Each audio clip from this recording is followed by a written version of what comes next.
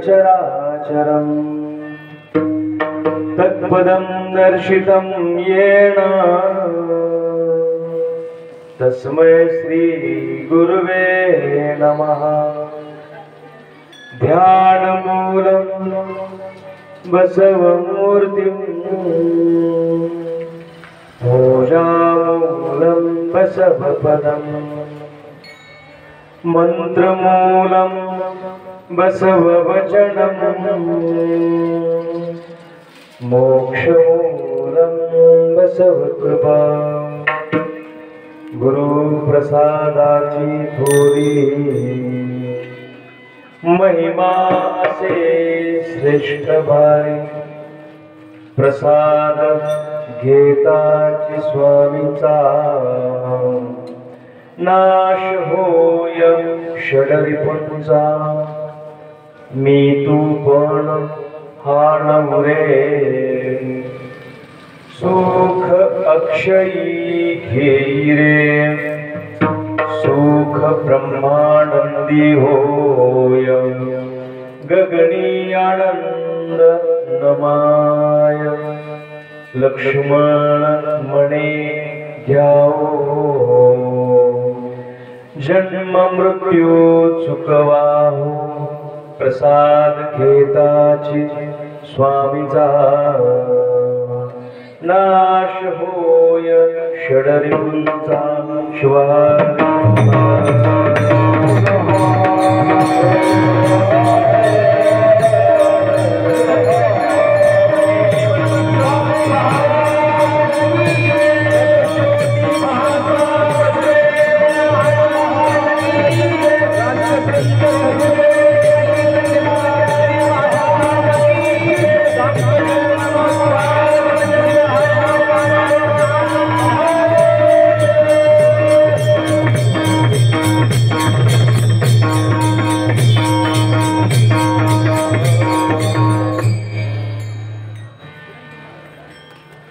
त्रैलोक्य संपदा लेख्य समुल्लेखन भित्तये सच्चिदानंद रूपाय शिवाय ब्रह्मणे नमः। अनंत कोटी ब्रह्मांडाचा नायक आदि योगी आदि पुरुष सर्व धर्माचा धनी भगवान शिव लिंगायत धर्मपिता विश्वगुरु जगज्योती महात्मा बसवण्णा शिवयोगी संत शिरोमणी मन्मथ माऊली युग निर्माता युग प्रवर्तक राष्ट्रसंत सद्गुरु डॉक्टर शिवलिंग शिवाचार्य महास्वामीजींच्या मंगलमय चरणी अनंत प्रणिपात करतो। अखंड शिवनाम सप्ताह मौजे बापशेटवाडी आजच्या प्रसाद रूपी कीर्तन सेवेला घेतलेला अभंग लिंगायत धर्मातील बर्मत परंपरेतील महान संत श्रेष्ठ लक्ष्मण महाराजांचा अभंग आहे।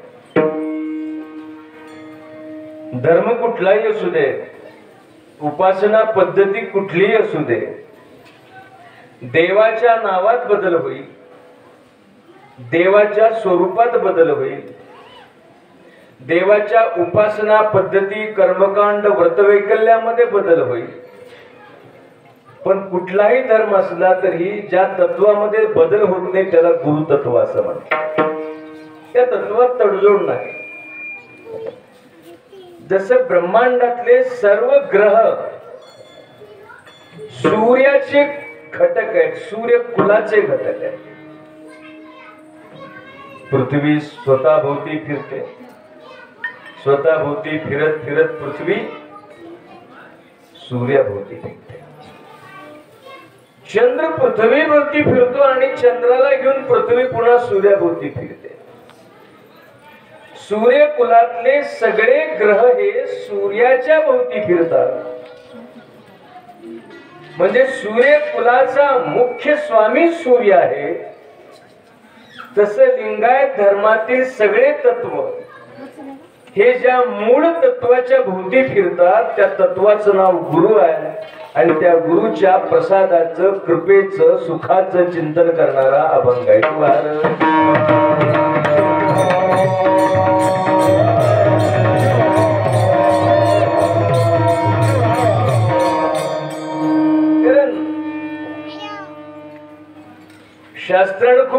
सांगितले माणसात आणि जनावरांमध्ये फार अंतर नाही.